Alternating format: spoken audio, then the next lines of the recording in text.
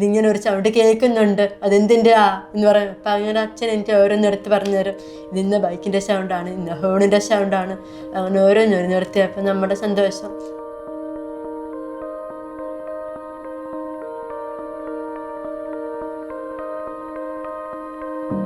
Hello all, നമ്മുടെ കൂടെ എന്നുള്ളത് രേവതിയാണ്, ഒരു കോക്ലിയർ ഇംപ്ലാന്റ് റെസിപ്പിയൻറ്റ്.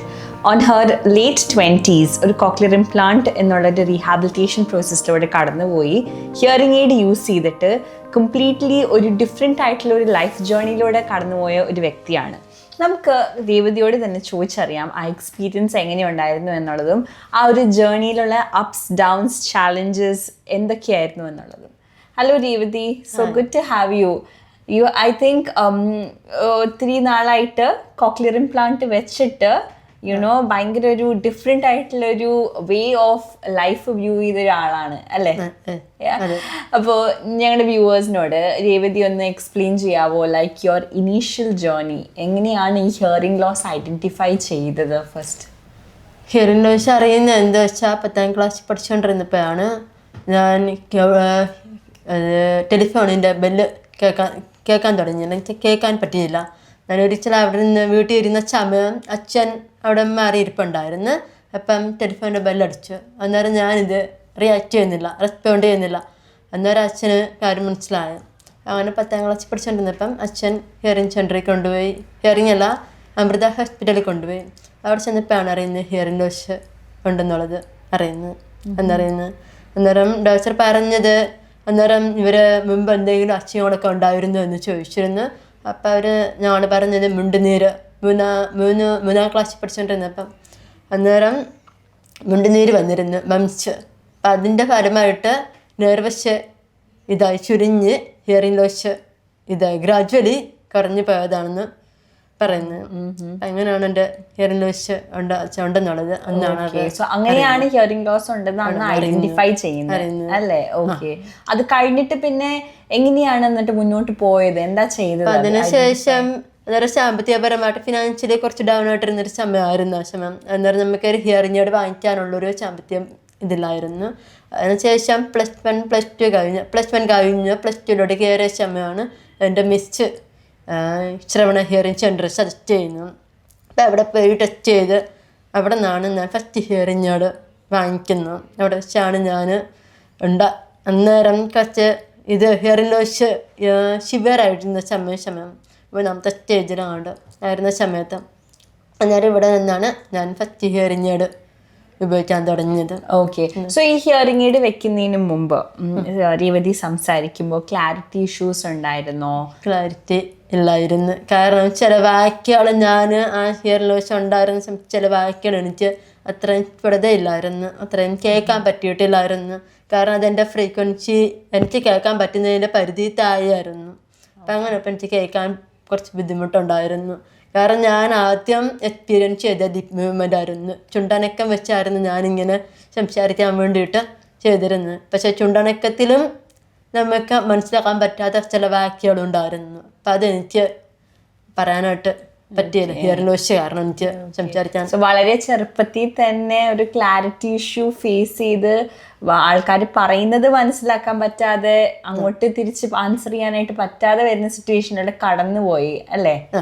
ഓക്കെ. ആ സമയത്ത് മനസ്സിൽ എന്തായിരുന്നു മനസ്സിൽ ആ ഒരു സമയത്ത് രേവതിക്ക് ഉണ്ടായിരുന്നത്? അപ്പം ആ ഒരു സമയം എനിക്ക് ഞാൻ ഒരു പ്രശ്നമുണ്ട് എന്നുള്ള ഒരു രീതി എനിക്കില്ലായിരുന്നു. കാരണം ഞാൻ ആ സമയം എനിക്ക് കോൺസെൻട്രേഷൻ കൂടിപ്പോയി എന്നാണ് അന്നത്തെ ഡോക്ടർ എന്നോട് പറഞ്ഞിരുന്നത്. അപ്പം എനിക്ക് ഹിയറിംഗ് പ്രശ്നമില്ല, എൻ്റെ കോൺസെൻട്രേഷൻ കൂടിപ്പോയതാണെന്ന് പറഞ്ഞിരുന്നപ്പം ഞാനും വിചാരിച്ചു എൻ്റെ ഏകാഗ്രത അങ്ങനെ കൂടി നിൽക്കുന്നതുകൊണ്ടാണ് ഞാൻ ഇവരൊക്കെ പറയുന്നത് കേൾക്കുന്നില്ല എന്നുള്ളൊരു കൺസെപ്റ്റ് ഞാൻ വന്നത്. പിന്നീടാണ് ഞാൻ അറിയുന്നത് ഹിയറിംഗ് ലോസ് ആണെന്ന് അറിഞ്ഞപ്പം ഞാൻ കുറച്ച് ഇങ്ങോട്ട് ഡൗൺ ആയിപ്പോയി, താഴോട്ടായിപ്പോയി. എൻ്റെ അവസ്ഥ ഇനി അങ്ങോട്ട് എങ്ങനെ ആയിരിക്കും എന്നെനിക്ക് അറിയില്ലായിരുന്നു.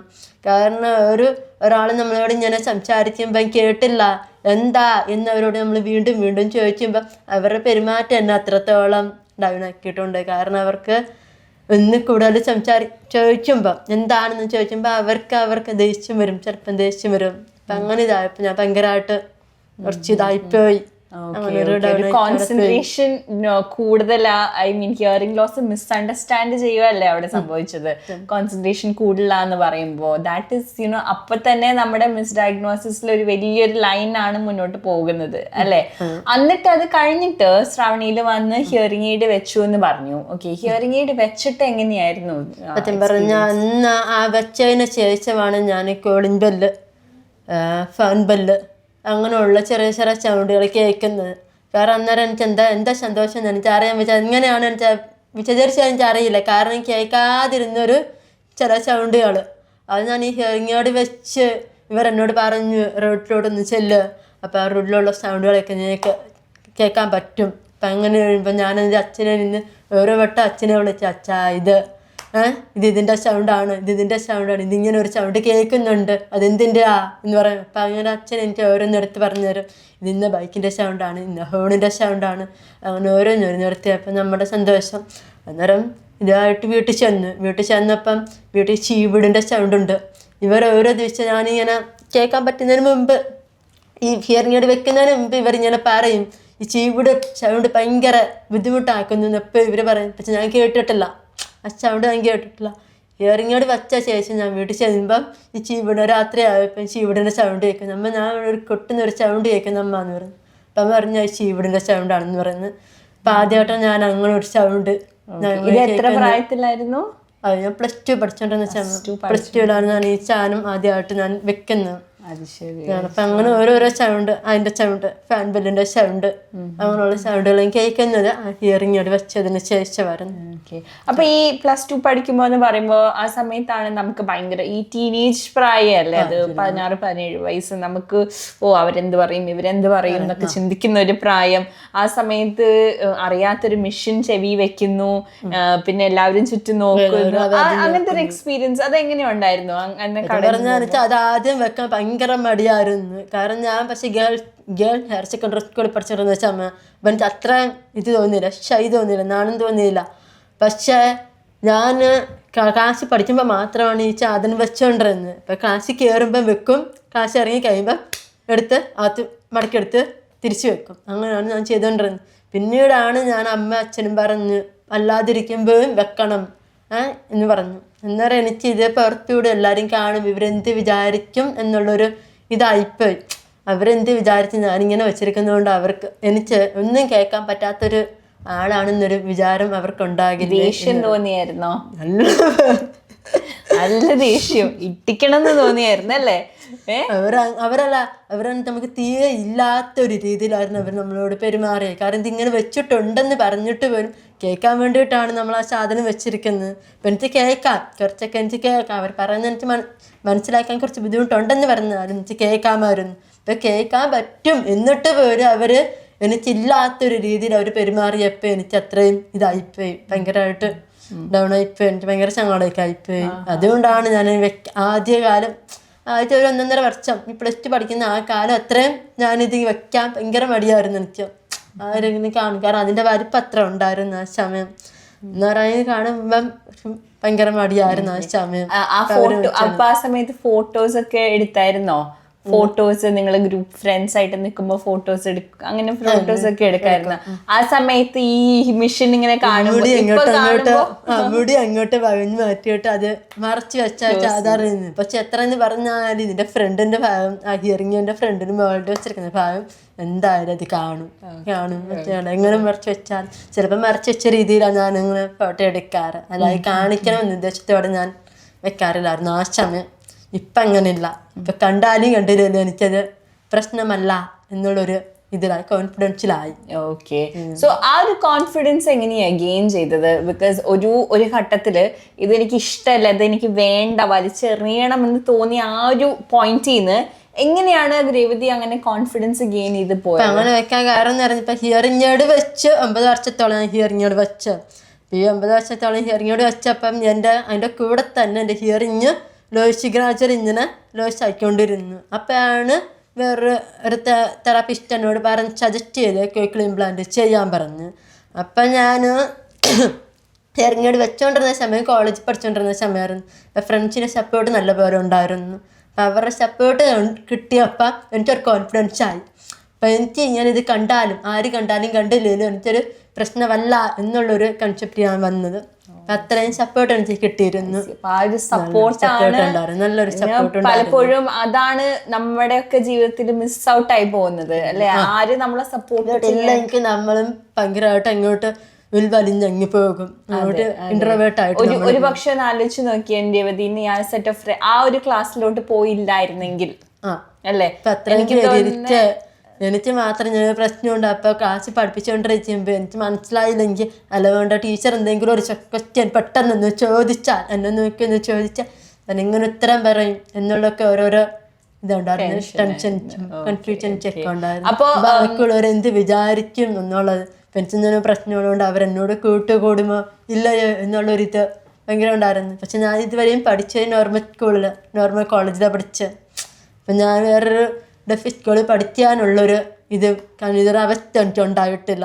കാരണം എനിക്ക് അങ്ങനെ ഉണ്ടാകാനുള്ള സാധ്യത ഉണ്ടായിട്ടും ഞാൻ എനിക്ക് അങ്ങോട്ട് പോയി നിൽക്കേണ്ടി വന്നിട്ടില്ല. അതുപോലെ എനിക്ക് പഠിക്കേണ്ട ആവശ്യം വന്നിട്ടില്ല. അപ്പൊ അങ്ങനത്തെ ഒരു സാധ്യത ഉണ്ടാക്കിയിട്ടില്ല. ഡെഫായിട്ട് ഒരു സ്കൂളാണ് പഠിക്കുന്നതെങ്കിൽ നമുക്ക് അങ്ങനത്തെ ഒരു സ്റ്റൈ വരില്ല. കാരണം എല്ലാവരും ഒരുപോലെ ആണല്ലോ. അപ്പൊ നമുക്ക് അതിൻ്റെ ആയിട്ട് ഒരു നാണയത്തോടെ അപേക്ഷിച്ചത് പോലെ അങ്ങനെ ഒന്നും പറയാൻ ചാൻസ് ഇല്ല. പക്ഷെ അങ്ങനെയല്ല, ഒരു നോർമൽ സ്റ്റുഡൻറ്റിൻ്റെ കൂടെ നമ്മൾ പഠിക്കുമ്പം നമ്മൾ മാത്രം ഡിഫറെൻ്റ് ആയിട്ടാണ് നമ്മൾ നിൽക്കുന്നത്. അപ്പം അങ്ങനെ വരുമ്പോൾ നമുക്ക് അതിൻ്റെതായിട്ട് ഒരു അപേക്ഷിത പോലെ നമുക്കുണ്ടാകും. പക്ഷെ എനിക്ക് എൻ്റെ കോളേജ് പഠിച്ചിരുന്നപ്പം എനിക്ക് അങ്ങനത്തെ ഒരു ഫീലിങ്സ് ഉണ്ടായിട്ടില്ല. അങ്ങനത്തെ ഒരു ഫീലിങ്സ് ഉണ്ടാകാൻ എൻ്റെ ഫ്രണ്ട്സ് സമ്മതിച്ചിട്ടില്ല. അവർ ആ ഒരു സപ്പോർട്ടിൽ നിന്നാണ് ഞാൻ നിന്ന്. അപ്പം അങ്ങനെ ആ ഒരു സപ്പോർട്ട് കിട്ടിയതുകൊണ്ടാണ് ഞാൻ ഹിയറിങ്ങോട് ഇങ്ങനൊരു പബ്ലിക്കായിട്ട് ഇത് ചെയ്യുന്നത്. ഇപ്പം പലരും എന്നോട് ചോദിക്കും ഹിയറിങ്ങോട് വെച്ചിട്ട് എങ്ങനെയാ എന്നുള്ളത് ചോദിക്കും. അപ്പം എനിക്ക് ഭയങ്കര ഇഷ്ടമാണ് അവരതിന് ഈ ഹിയറിങ്ങിനെ കുറിച്ച് പറയാൻ, അല്ലെങ്കിൽ കോക്ലിയർ ഇംപ്ലാന്റിനെ കുറിച്ച് പറയാൻ ഭയങ്കര താല്പര്യമാണ്. കാരണം ആ കേൾക്കുന്നവർക്ക് അതുകൊണ്ടൊരു പ്രയോജനം ഉണ്ടാകണം എന്നുള്ളൊരു ആഗ്രഹം എനിക്കുണ്ട്. കാരണം അവർക്കറിയാവുന്ന വേറെയും ഇങ്ങനെ പ്രശ്നങ്ങളൊക്കെ ഉണ്ടല്ലോ. അപ്പം അവർക്ക് വേണ്ടി പ്രയോജനപ്പെടണം എന്നുള്ളൊരു കോൺഫിഡൻസോടെ ഞാൻ അവരോട് അതൊക്കെ പറയാറുണ്ട്. That's so inspiring. കാരണം വേറൊരാൾക്ക് ഇതുപോലത്തെ ഒരു നന്മ വരണം എന്നാഗ്രഹിക്കുന്ന വളരെ ചുരുക്കം പേരെ ഈ ലോകത്തിലുള്ളൂ. അതിലൊരാള് രേവതിയാന്നുള്ളത് കോൺഫിഡന്റ് ആയിട്ട് എനിക്ക് പറയാനായിട്ട് പറ്റും. ഓക്കെ, ബിക്കോസ് വേറൊരാൾക്ക് ഈ ഒരു സിറ്റുവേഷനിലൂടെ കടന്നു പോകുന്ന ഒരാളെ രേവതിയുടെ മുന്നിൽ തന്നെ കണ്ട് ആ ആൾക്ക് ആ സപ്പോർട്ട് പ്രൊവൈഡ് ചെയ്യാന്ന് പറയുന്നത് ചിലരുടെ കാര്യമൊന്നുമല്ല. അപ്പോൾ രേവതിയുടെ ഇങ്ങനത്തെ ഒരു കണ്ടീഷനുള്ള വേറൊരു വ്യക്തിനെ കാണുവാന്നുണ്ടെങ്കിൽ, ഒരു ഹിയറിംഗ് ലോസ് ഉള്ള ഒരു വ്യക്തിനെ കാണുവാന്നുണ്ടെങ്കിൽ എന്തായിരിക്കും രേവതി അവരോട് പറയാനായിട്ട്?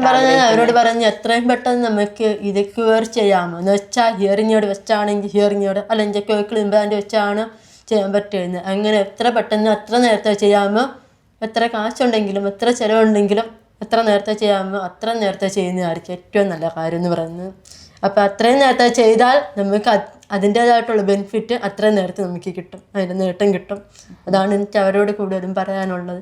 അപ്പം ഇത് വെക്കാൻ മടി കാണിക്കരുത്, അത് ആദ്യത്തെ കാര്യം. അവർക്ക് അവരെ സംബന്ധിച്ച് ചിലപ്പോൾ അത് വെക്കാൻ ചിലപ്പോൾ മടി ആയതുകൊണ്ട് അവർ വെക്കുകയില്ല. ചിലപ്പോൾ ഞാൻ കേട്ടിട്ടുണ്ട് ഇത് വെച്ചിട്ട് അവർക്ക് പ്രയോജനമില്ലാന്ന്. ഞാൻ പറഞ്ഞ് അവർ വെച്ചിട്ടില്ലാത്തൊരു വ്യക്തിയായിരിക്കും. അപ്പം ഞാൻ അവരോട് ചോദിച്ച് ഞാൻ പറഞ്ഞു ഇങ്ങനൊരു സാധനം വെച്ച് നല്ലതാണ്, കേൾക്കാൻ പറ്റും, നമുക്കത് കേൾക്കാൻ പറ്റുന്നതുകൊണ്ടാണ് നമ്മൾ ഈ സാധനം വെച്ചിരിക്കുന്നത് എന്ന് പറയും. അപ്പം അവർ പറയും അവർക്കത് വെച്ചിട്ടും കാര്യമില്ല, അത് വെച്ചാലും കേൾക്കാൻ പോകുന്നില്ല എന്നുള്ളൊരു കോൺഫിഡൻഷ്യലായ്മ കാണിക്കും. അപ്പം ഞാനും അവരോട് മോട്ടിവേറ്റ് ചെയ്യും. ഞാൻ പറഞ്ഞു വെച്ച് നോക്കിയതിന് ശേഷം നിങ്ങളുടെ ഇത് പറ, എക്സ്പീരിയൻസ് പറ, അല്ല വെക്കാതെ ചുമ്മാ ഒരു തന്നെ ഒരു കാരണം ഉണ്ടാക്കേണ്ട ഒരാഴ്ച നമുക്കില്ല എന്ന് ഞാൻ പറയും. എന്നെ കൊണ്ട് പറ്റുന്ന പോലെ ഞാൻ അവർക്ക് മോട്ടിവേറ്റ് ചെയ്താൽ, അല്ലെങ്കിൽ എന്നെ കൊണ്ട് പറ്റുന്ന പോലെ ഒരു ഹെൽപ്പിങ് അവരോട് ഞാൻ ചെയ്യാറുണ്ട്. Okay, I think Revathi you are A blessing. കുറെ ആൾക്കാർക്ക് ശരിക്കും ഒരു അനുഗ്രഹമായിട്ട് ഈ ജീവിതത്തിൽ മാറുന്നുണ്ട്. ട്രൂലി ഐ തിങ്ക് ഇപ്പം നമ്മുടെ ഈ ഒരു വീഡിയോ കണ്ടുകൊണ്ടിരിക്കുന്ന ഒരുപാട് വ്യൂവേഴ്സ്, ഓക്കെ, അവർ രേവതിയുടെ ഈ ഒരു സ്പീച്ച് കുറേയും കൂടിയും അവർ ഐ തിങ്ക് പോസ് ചെയ്ത് അവർ കേൾക്കാനായിട്ട് വീണ്ടും കേൾക്കാനായിട്ട് അവർ ഡെഫിനറ്റ്ലി ശ്രമിക്കും. ബിക്കോസ് ഓരോ വേർഡും അതിൻ്റെതായ ഇംപ്രൂവ്മെൻറ്റിലും പ്രോഗ്രസ്സിലും എഫേർട്ട്ഫുള്ളി ആണ് രേവതി പറയുന്നത് അല്ലേ. ഇനി രേവതിക്ക് ഞാൻ ചോദിക്കാനുള്ളത്, ഈ ഹിയറിംഗ് എയ്ഡ് അല്ലെങ്കിൽ ഇംപ്ലാന്റ് വെച്ചാൽ മാത്രം മതിയോ? അത് മാത്രം മതിയോ? അത് കേൾക്കാനും സംസാരിക്കുവാനുമായിട്ട്? അത് പറയാൻ ഇപ്പൊ കോക്ലിയർ ഇംപ്ലാന്റ് എന്ന് പറയുമ്പോൾ നമുക്ക് അതിന് കുറച്ച് പ്രൊസീജിയേഴ്സ് ഉണ്ട്. അതായത് സർജറി ചെയ്തതിന് ശേഷം നമ്മളൊരു തെറാപ്പി കറക്റ്റായിട്ട് നമ്മൾ ഫോളോ അപ്പ് ചെയ്യുക എന്നുള്ളതാണ് കുറച്ചും കൂടെ നമുക്ക് കോക്ലിയർ ഇംപ്ലാന്റ് വെച്ചതിൻ്റെ ബെനിഫിറ്റ് കിട്ടാൻ വേണ്ടിയിട്ട് ചെയ്യാനുള്ളത്.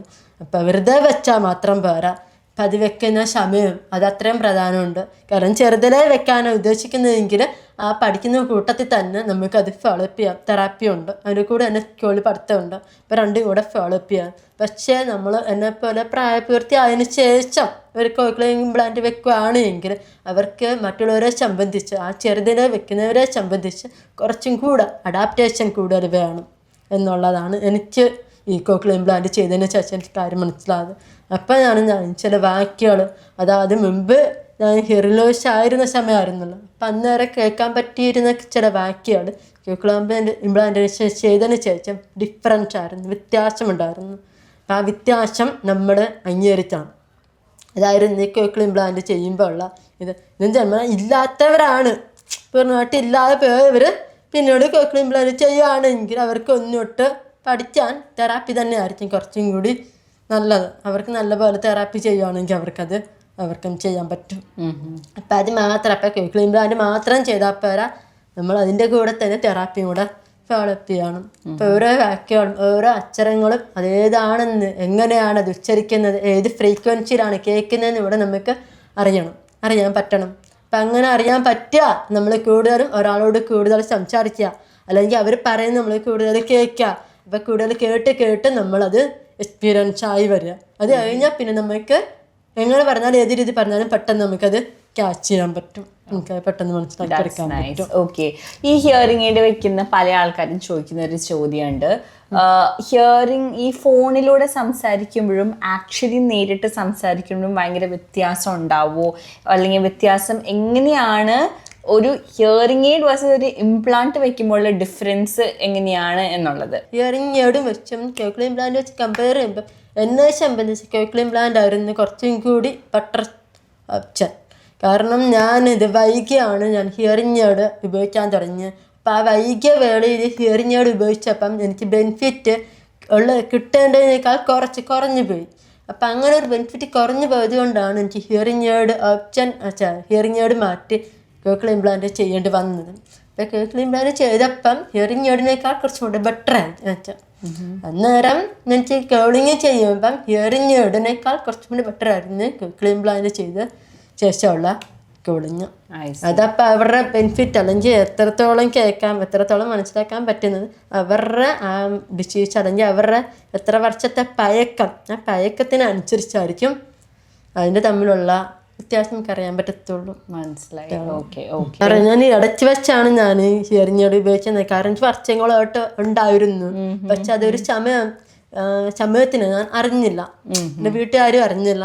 കാരണം ഞാൻ ആദ്യം എക്സ്പീരിയൻസ് ചെയ്ത ലിപ് മൂവ്മെൻ്റ് ആയിരുന്നു. ഞാൻ പറഞ്ഞല്ലോ, ഞാൻ മറ്റുള്ളവരുടെ ചുണ്ടനക്കം നോക്കിയാണ് ഞാൻ പണ്ട് അവർ പറയുന്നത് എന്താണെന്നുള്ളത് ക്യാച്ച് ചെയ്തുകൊണ്ടിരുന്നത്. അപ്പം ആരും അറിഞ്ഞില്ല എനിക്കിങ്ങനെ ഒരു ഹിയറിംഗ് പ്രോബ്ലം ഉണ്ടെന്നുള്ള അറിഞ്ഞില്ല. പിന്നീട് ഒരു അകസ്മായിട്ട് അച്ഛൻ അറിയുന്നത് ഫാൻ ബെല്ല് അടിക്കുന്നത് കേൾക്കാൻ വന്നപ്പോഴാണ് എനിക്കിങ്ങനെ ഒരു പ്രശ്നം സീരിയസ് ആയിട്ടുണ്ട് എന്നുള്ളത് അറിയുന്നത്. അത് എൻ്റെ ഏകാഗ്ര കോൺസെൻട്രേഷൻ കൊണ്ടുണ്ടായതുള്ളതല്ല, അല്ലാതെ തന്നെ എനിക്ക് ഇങ്ങനെ ഒരു ഹിയറിംഗ് പ്രോബ്ലം ഇവിടെ ഉണ്ടായിരുന്നു എന്നുള്ളത് അറിയുന്നത്. അപ്പം ആ ഹിയറിംഗ് എയ്ഡ് ഉപയോഗിച്ചപ്പോൾ അതിൻ്റെ ബെനിഫിറ്റ് അതുകൊണ്ടുണ്ടാകുന്ന ബെനിഫിറ്റ് എനിക്ക് കുറഞ്ഞു പോയി. അപ്പം അതിനെ ഓവർകം ചെയ്യാൻ വേണ്ടിയിട്ടാണ് കോക്ലിയർ ഇംപ്ലാന്റ് സജസ്റ്റ് ചെയ്തതും ഓപ്പറേഷൻ ചെയ്തത്. അപ്പം അത് കമ്പാരിസൺ ചെയ്യുകയാണെങ്കിൽ കോക്ലിയർ ഇംപ്ലാന്റ് ആയിരിക്കും മുന്നിട്ട് നിൽക്കുന്നത്. Okay, that's nice. സോ ഇനി ഐ തിങ്ക് കുറച്ചുകൂടിയും പേഴ്സണൽ ലൈഫിലേക്ക് എടുക്കുകയാണെന്നുണ്ടെങ്കിൽ, ഡിസബിലിറ്റീസ് അല്ലെങ്കിൽ ഹിയറിംഗ് ഡിഫിക്കൽട്ടീസ് ഉള്ള ആൾക്കാർ പലപ്പോഴും പറയുന്നത് എനിക്ക് ഇനി തുടർന്നൊരു ലൈഫ് ഇല്ല എന്ന് ചിന്തിക്കുന്ന കുറേ ആൾക്കാരുണ്ട് നമ്മുടെ ഈ ഒരു സൊസൈറ്റിയിലും ഈ ലോകത്ത് പോലും. ഓക്കെ, ആൻഡ് അവരൊക്കെ മറികടന്ന് ഐ തിങ്ക് ഭയങ്കര ഇൻസ്പയറിംഗ് ആയിട്ടാണ് മറ്റേ രേവതിയുടെ ലൈഫ് ഇവിടെ പോർട്രേ ചെയ്യുന്നത്. ആൻഡ് ഐ തിങ്ക് അത് പേഴ്സണൽ ലൈഫിലും ഭയങ്കര പോസിറ്റീവായിട്ട് മുന്നോട്ട് പോകുന്നത് അല്ലേ? ഐ തിങ്ക് ഫർദർ മോർ കല്യാണം അടുത്ത് വരിക അല്ലേ? സോ വാട്ട് ഈസ് യുവർ എന്തൊക്കെയാണ് രേവതിയുടെ മനസ്സിലുള്ള ആ ഒരു ടെൻഷൻസും ആകാംക്ഷകളും എന്തൊക്കെയാണ് ഈ ഒരു പുതിയ ലൈഫിലേക്ക് കടക്കുമ്പോൾ? അതിപ്പം കോക്ലിയർ ഇംപ്ലാന്റ് ചെയ്യുന്നതിന് മുമ്പ് വരെ എനിക്ക് അങ്ങനത്തെ ഒരു ഇതുണ്ടായിരുന്നു, ഒരു അനിശ്ചിതം ഉണ്ടായിരുന്നു, പേടിയുണ്ടായിരുന്നു.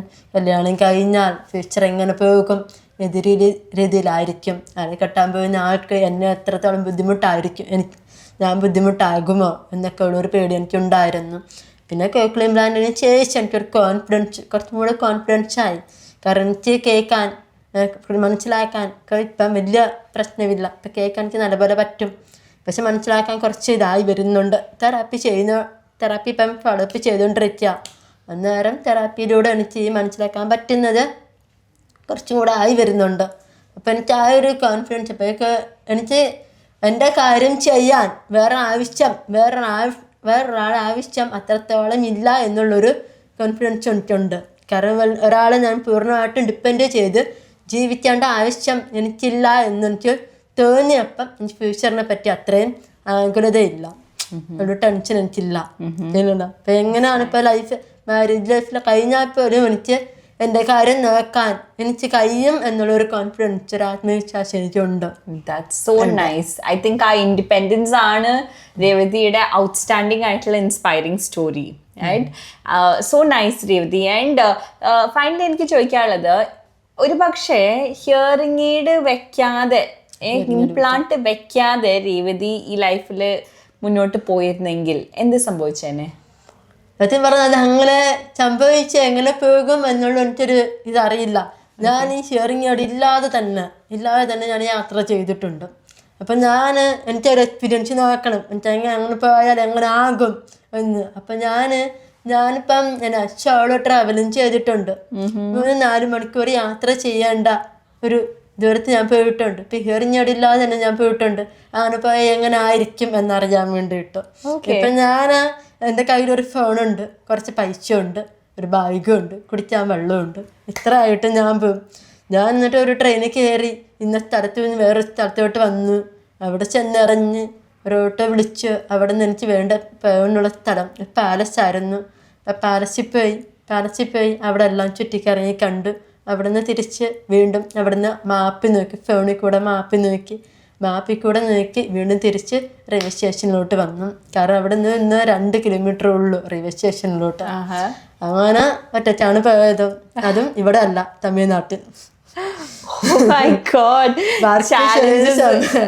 അവിടെ ലൈറ്റ് ചെയ്തോണ്ടിരുന്ന സമയം. ഇപ്പൊ എന്റെ സ്റ്റേഷനിൽ നിന്ന് 2 ജില്ല അപ്പുറം, 2 അപ്പുറം. അപ്പൊ തമിഴ്നാട്ടിനപ്പുറം 2 ജില്ല അപ്പുറം 3 മണിക്കൂർ യാത്ര ഉണ്ട്. രാവിലെ അവിടെ നിന്ന് വീട്ടിൽ നിന്ന് 7 മണിക്ക് ഇറങ്ങി അവിടെ നിന്ന് ഇവിടെ വന്നു. മറ്റേ 2 ജില്ല അപ്പുറം തൃശ്ശിയായിരുന്നു. തൃശ്ശി ചെന്ന് അവിടെ നിന്ന് അവിടെ കയറിയ തഞ്ചാവൂർ പാലസ്, അവിടെയാണ് ഞാൻ പോയത്, ഷോള് ട്രിപ്പ് പോയത്. ഹിയറിംഗ് എയ്ഡൊക്കെ അടുത്തൂര് വെച്ചിട്ടാണ് ഞാൻ എടുത്ത് കൈ വെച്ചിട്ടുണ്ട്. എന്നാൽ എനിക്ക് അതില്ലാതെ ഇങ്ങനെ പോകാം എന്നുള്ളൊരു കോൺഫിഡൻസ് ഉണ്ടല്ലോ, അതിന് വേണ്ടിയിട്ട്. കാരണം നമുക്ക് എപ്പോഴും ഇതിനെ ഡിപ്പെൻഡ് ചെയ്യാൻ പറ്റിയാലോ. എപ്പോഴാണ് നമുക്ക് ഈ സാധനം എന്തെങ്കിലും ഒരു നാശം വന്നാൽ, എന്തെങ്കിലും ഒരു ഡിഫക്റ്റ് വന്നാൽ അപ്പം നമുക്ക് എങ്ങനെ ഇല്ലാതെ പോകാം എന്നുള്ളൊരു കോൺഫിഡൻസ് ഉള്ളു. അങ്ങനെ ഞാനൊന്ന് യാത്ര ചെയ്തിട്ടുണ്ട്. രാവിലെ പോയി വൈകുന്നേരം തിരിച്ചു വരുന്ന വിധം അങ്ങനെ പോയി വന്നിട്ടുണ്ട്. സെൽഫ് എക്സ്പെരിമെന്റ് ചെയ്യുന്നൊരു വ്യക്തി അല്ലേ? I think self experiment means hearing loss ഉണ്ടായിട്ടും സെൽഫ് എക്സ്പെരിമെന്റ് ചെയ്യുന്ന ഒരു വ്യക്തി.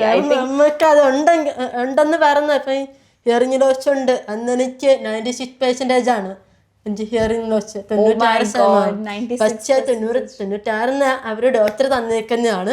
എനിക്ക് 100% ഉണ്ട്, 100% ഹിയറിംഗ് ലോസ് ഉണ്ട്. അപ്പം ഞാൻ സാറിനോട് റിക്വസ്റ്റ് ചെയ്തു, സാറ് എനിക്ക് സംസാരിക്കാൻ പറ്റുന്നുണ്ട്, അപ്പം കുറച്ചെങ്കിലും കാരണം 100% കേൾക്കുമ്പോൾ എനിക്കൊരു സങ്കടം വരും. അതുകൊണ്ട് സാറ് കുറച്ച് കയറാൻ പറ്റുമോ? അപ്പോൾ സാറെന്ന് പറഞ്ഞു, ഒക്കെ ശരി 96% ആക്കിയെടുക്കാം. പക്ഷേ എൻ്റെ ലോസ് എന്ന് പറയുന്നത് 100 മേലെയാണ്, 96%. എനിക്കില്ല, അല്ല ഡെഫിനറ്റ്ലി ഇല്ല.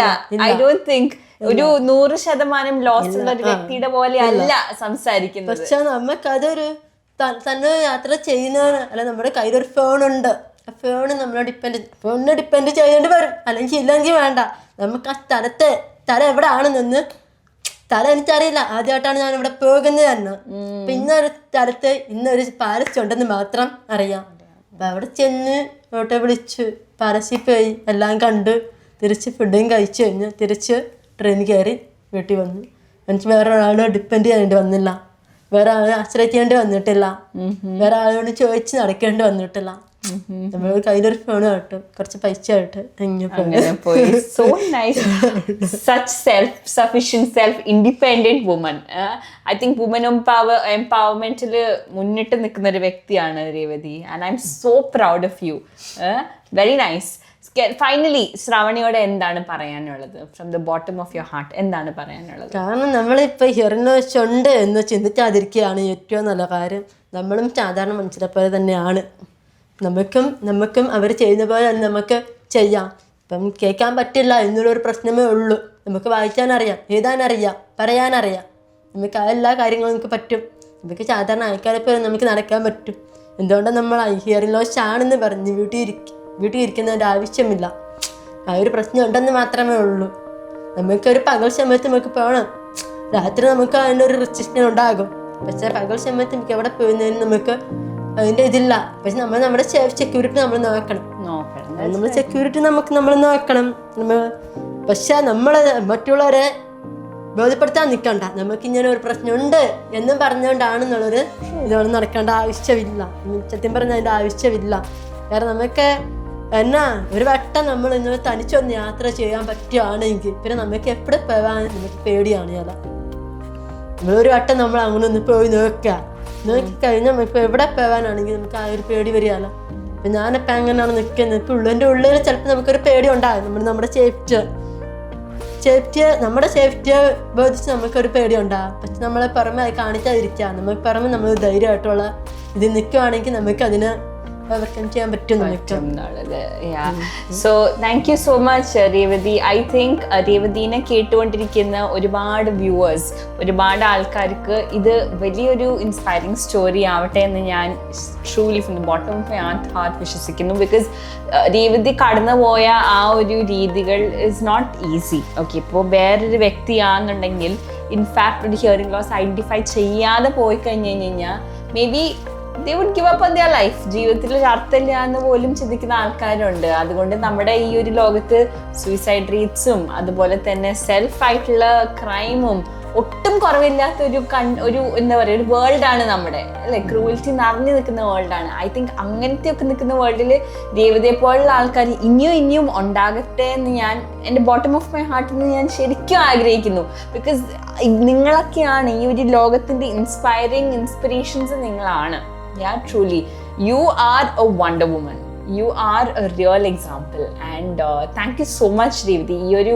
ഈ ഒരു real heartful testimony ഞങ്ങൾക്ക് തന്നതിൽ thank you so much. And I wish you all the best further success ഞാൻ ആഗ്രഹിക്കുന്നു.